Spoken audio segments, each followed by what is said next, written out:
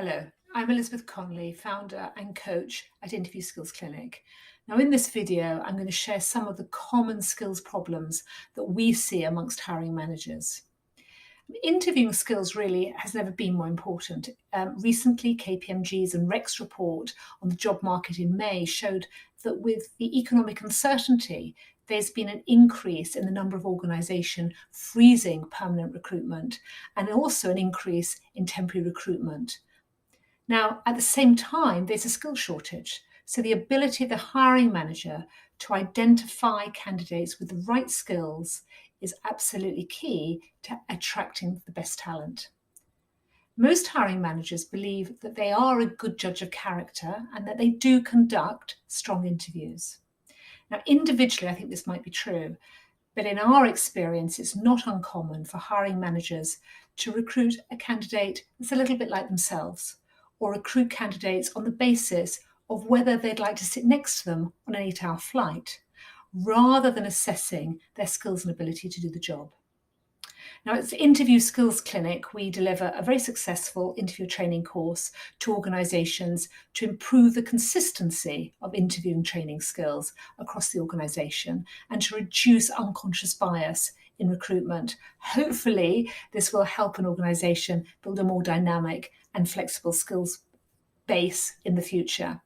Now, some of the common interviewing problems we see. Firstly, not knowing what good looks like for common competency or behaviour questions across different levels. If you're going to ask a candidate about how they manage conflict in a team, what is a strong answer? And is that answer going to be the same if you're asking a junior candidate as opposed to somebody at a more senior or leadership level? Two, asking poor questions. Let's take a typical interview question we hear. How would others describe you? What is the purpose of this question? What does a good answer look like? Is it actually not a leading question where the candidate is going to tell you what they think you want to hear?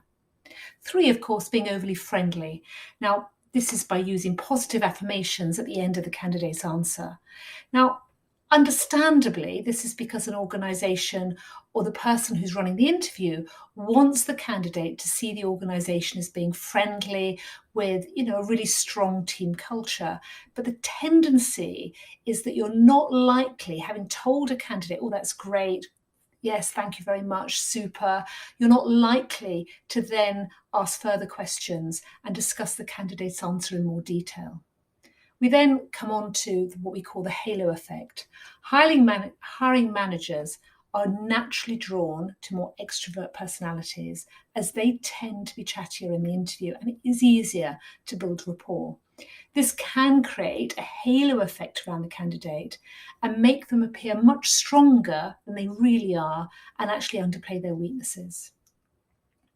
Five, too many questions are asked at a superficial level, moving from one competency question to another, which without giving adequate time to explore the candidate's answers. Six, not knowing when and how to interrupt candidates. Naturally, candidates can waffle. They can go off track from the question. They can speak too quickly. Maybe they don't speak enough at all. And it's an essential skill of the interviewer to know how and when to interrupt the candidate respectfully. That really brings us on to 7, and not listening. Active listening is a core skill for the hiring manager, allowing them to reflect back what the candidate has said and to actually ask for any clarification. This leads on to 8, which is poor probing skills.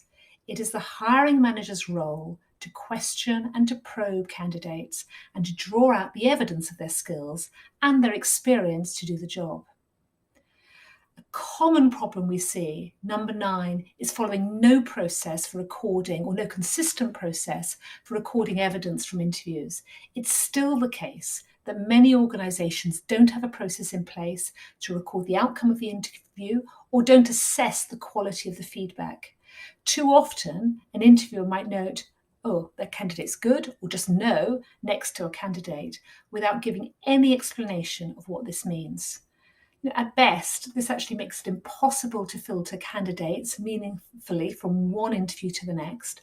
I think there's a real risk of losing the best talent. And actually, at worst, it puts the organisation at risk from an unlawful interview, resulting in potentially reputational damage and cost. Now, there's a link to read more about some of these problems in the script below.